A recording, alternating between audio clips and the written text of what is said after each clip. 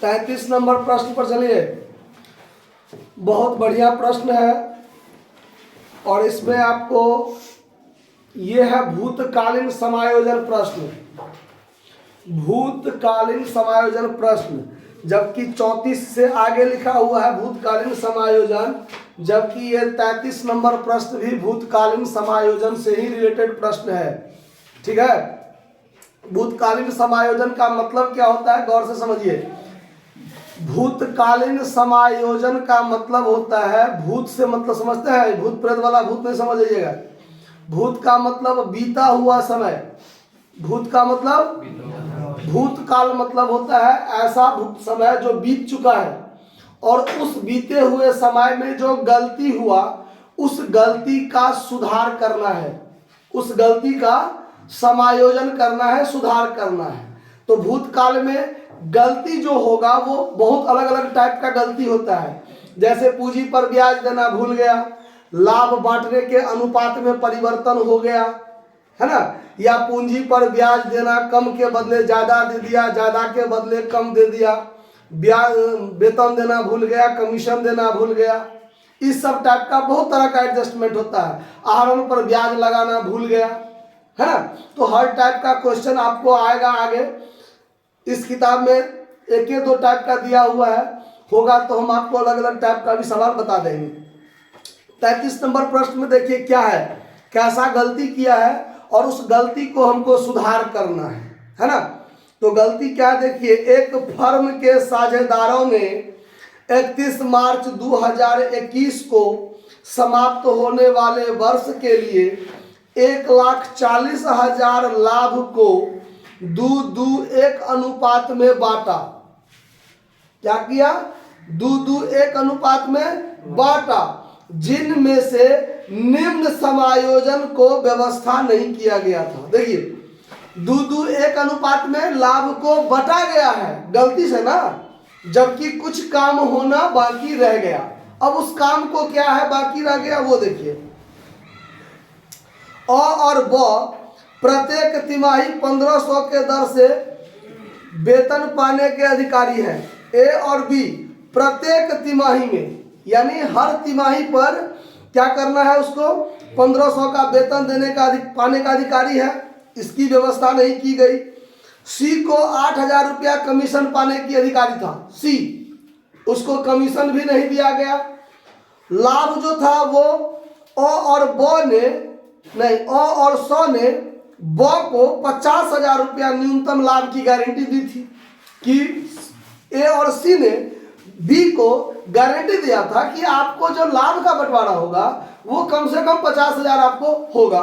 वो भी व्यवस्था नहीं किया गया। और लाभों का जो विभाजन करना था वो 3-3-2 में किया जाना था, ये भी नहीं हुआ। 3-4 गलती हो गया, 1-2 गलती नहीं, 3-4 गलती किया।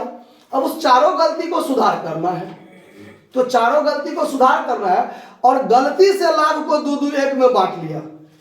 गलती से बांटा ना, तो सही क्या होना चाहिए, सबसे पहला काम तो ये करेंगे कि सही में कितना होना चाहिए।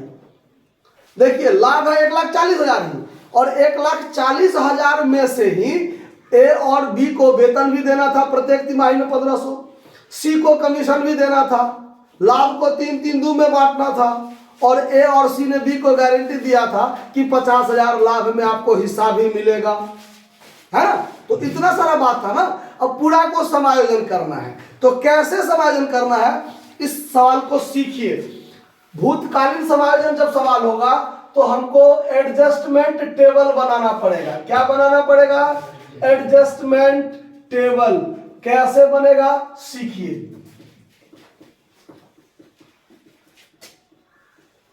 जितना साझेदार होगा उससे एक कॉलम ज्यादा अमाउंट वाला होना चाहिए। तो साझेदार 3 गो है तो 3 से 1 ज्यादा 4 कॉलम अमाउंट वाला होना चाहिए। एक पार्टिकुलर और 4 कॉलम अमाउंट का, 1 2 3 और ये 4 हो गया ना। देखिए तो सबसे पहला में लिखेंगे पार्टिकुलर, ए बी सी का नाम और इसमें टोटल होगा। कोई दिक्कत बात को समझने में? अब हम लोग क्या करेंगे, ध्यान से देखिए कि सबसे पहले सही में क्या होना चाहिए, पहले इस पर ध्यान देंगे। सही में क्या होना चाहिए और गलती से क्या हो गया, क्या होना चाहिए और क्या हो गया। अगर ये दो चीज हमको मिल गया तो हम लोग को ये क्लियर हो जाएगा कि गलती कितना से हुआ है, बीते हुए समय में जो हमने गलती किया वो कितना पे किया, कितना अमाउंट का हेर फेर हुआ गलती होने के कारण, पता चल जाएगा ना। अब सही में होना चाहिए 1 लाख और उसको हो गया 1,10,000 गलती से, तो 10,000 ज्यादा मिल गया, तो ये पता चल गया ना हमको कि सही में क्या होना चाहिए और हो क्या गया। तो ये चीज, तो पहले क्या होना चाहिए वास्तव में, उस पर हम लोग काम करते हैं, ठीक है। देखिए होना क्या चाहिए, तो ए और बी दोनों को प्रत्येक तिमाही में 1500 के दर से वेतन पाना था। तो एक साझेदार को, यानी यहां जो हम सैलरी देंगे, देखिए यहां जो हम सैलरी देंगे वो ए और बी दोनों को 1500 प्रत्येक तिमाही में। तो एक साझेदार को एक तिमाही में 1500 मिलेगा, तो तिमाही 4 गो होता है, तो 4 तिमाही में कितना हुआ 6000। तो एक साझेदार को 6000, ए को, तो बी को भी 6000 ना, ए और बी दोनों को। तो ए को भी 6000 सैलरी मिलना चाहिए और बी को भी 6000 सैलरी मिलना चाहिए, सी को नहीं मिलना चाहिए। तो 6 6 12,000, लाभ में से टोटल 12,000 तो मेरा खर्चा होगा, 12,000 टोटल खर्चा हुआ, ठीक। आगे सी को कमीशन मिलना चाहिए, तो चलिए कमीशन देते हैं, कमीशन देते हैं, ए को नहीं, बी को नहीं, सी को, कितना 8,000। तो हमारा खर्चा कितना होगा 8,000 और खर्चा होगा, तो हमारा खर्चा कितना हो गया 20,000 खर्चा हो गया ना। 1,40,000 टोटल लाभ था, उस 1,40,000 में से 12,000 8,000 20,000 खर्च हो गया, लाभ बचा कितना 1,20,000। अब 1,20,000 लाभ को ही ना साझेदार आपस में बांटेगा। तो चलिए यहां पर अब टोटल का काम कर देते हैं, यहां लिखते हैं PL appropriation account profit. Total लाभ कितना 1,20,000, तब न टोटल 1,40,000 पर काम होगा। 1,40,000 टोटल था, उसमें से 12,000 सैलरी में खर्चा करना था, 8,000 कमीशन देना था, और इस देने के बाद 1,20,000 जो लाभ बचता वो 1,20,000 को तीनों साझेदार में बांटना था और साथ में गारंटी भी देना था। तो गारंटी देना था, तो अब यहां पर एक वर्किंग नोट करते हैं हम लोग, working note divisible profit, profit कितना 1,20,000। इसको ए बी सी बांटेगा, क्या बांटेगा, कैसे बांटेगा 3-3 दो में, वास्तव में 3-3 दो में बांटना था, है ना।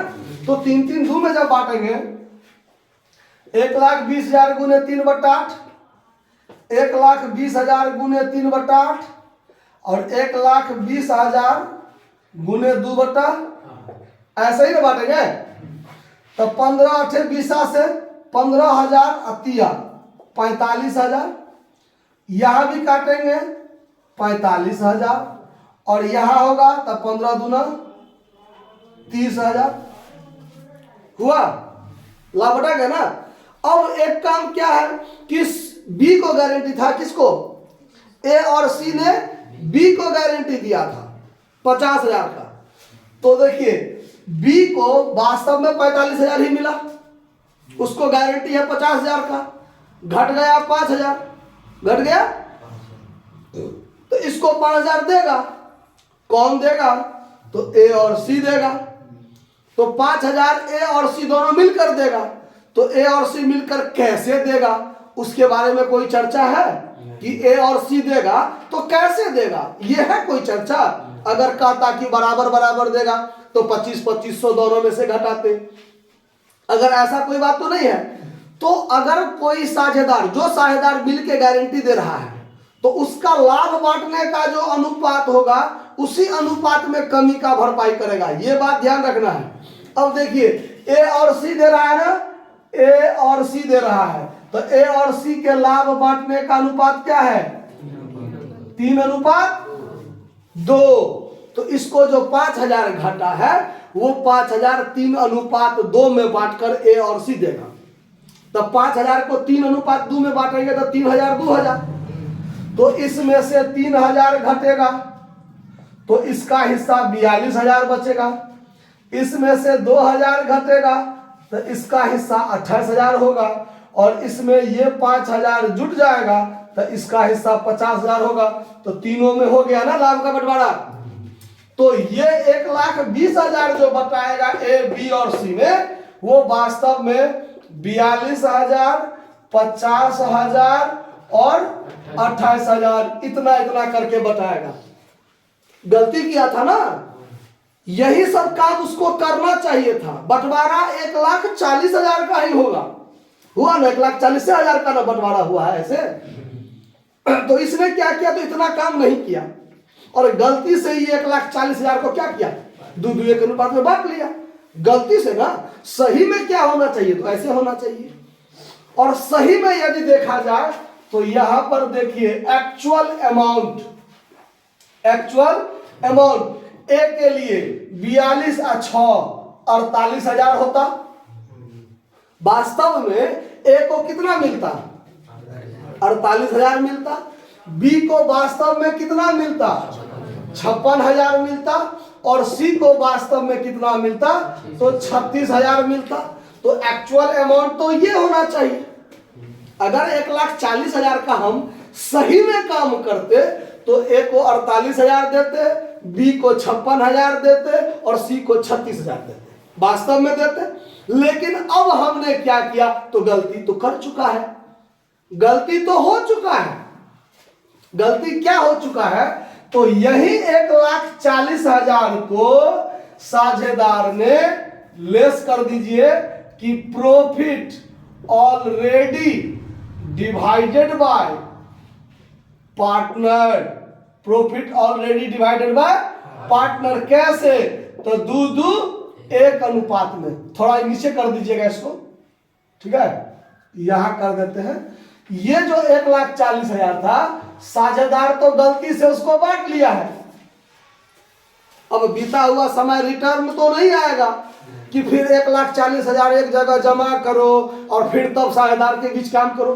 तो उसके लिए तो एक ही एंट्री में काम कर लेना है कि गलती से आपका पूंजी कितना बढ़ गया, अब वास्तव में आपका पूंजी कितना होना चाहिए, तो जितना से बढ़ गया उतना से घटा देंगे।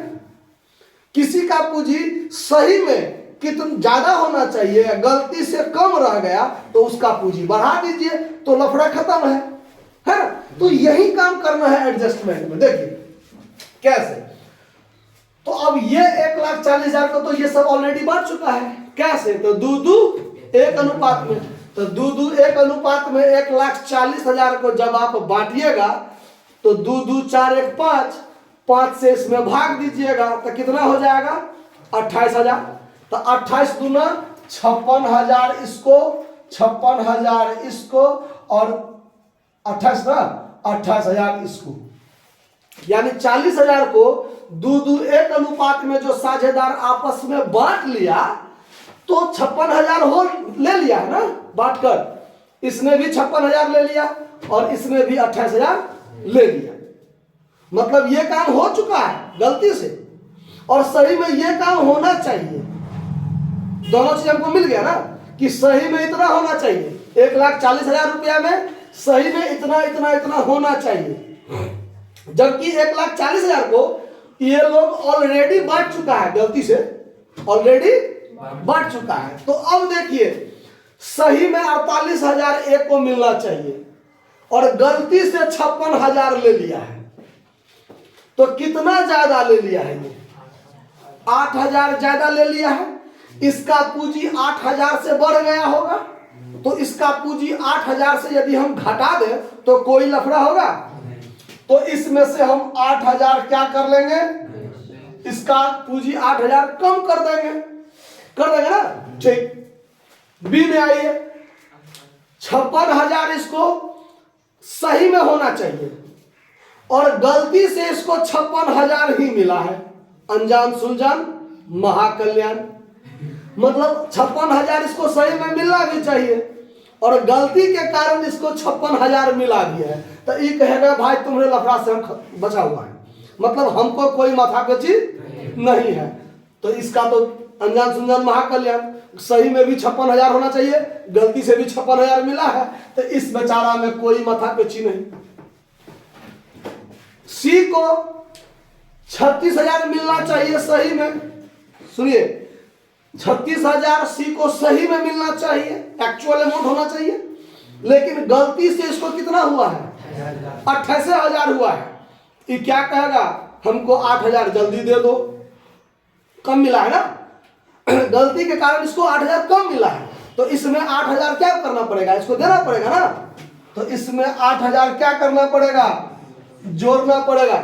मतलब लफड़ा को सही करने के लिए ए का पूंजी 8,000 से बढ़ा था तो घटा दिए और सी का पूंजी 8,000 से कम था तो बढ़ा दिए, तो सब आदमी का संतोष हो जाएगा ना, सबको कोई लफड़ा रह जाएगा। समय के मैंने बीते हुए समय में जो गलती किया उसको सुधार करते करते मतलब नतीजा इस मोड़ पर आ गया कि ए अपने पूंजी में से 8,000 निकाल के सी को दे देगा, तो सी भी खुश, ए भी खुश, अभी तो पहले से खुश है, उसको तो कोई दिक्कतें नहीं है। समझ में आया बात, कोई दिक्कत नहीं ना समझने में। तो अब है कि इसके लिए ये तो खत्म हो गया, अब इसको क्या करना है, तो एक समायोजन एंट्री करना है, एक समायोजन एंट्री करना है। तो एंट्री क्या करना है, तो इसका पूंजी घटेगा और इसका पूंजी बढ़ेगा, तब पूंजी घटता है डेबिट से और पूंजी बढ़ता है क्रेडिट से। तो यहां पर ये जो आपका अमाउंट है ये है आपका इफेक्टेड अमाउंट, क्या है, यानी प्रभावित राशि यही है, समायोजन इसी को करना है ना। तो अब हम लोग बनाएंगे एडजस्टमेंट एंट्री, एडजस्टमेंट एंट्री बनाएंगे क्या, तो जर्नल एंट्री का फॉर्मेट खींच लीजिएगा आप लोग, और जर्नल एंट्री क्या बनेगा, तो ए का पूंजी घटेगा तो एज कैपिटल अकाउंट डीआर, और सी का पूंजी बढ़ेगा तो टू सीज कैपिटल अकाउंट होगा ना, पूंजी घटता है डेबिट से अब बढ़ता है क्रेडिट से, तो ए का घटा तो as capital account, as capital account कितना से घटा, और बढ़ा सी का तो टू सीज कैपिटल अकाउंट कितना 8,000, और नरेशन लिख देंगे कि being affected amount adjusted bye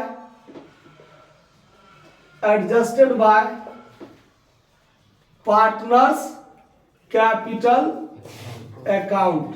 हो गया एंट्री बन के तैयार। कोई बात दिक्कत समझ में नहीं ना आया, आ गया, अच्छी बात है, नोट कर लीजिए।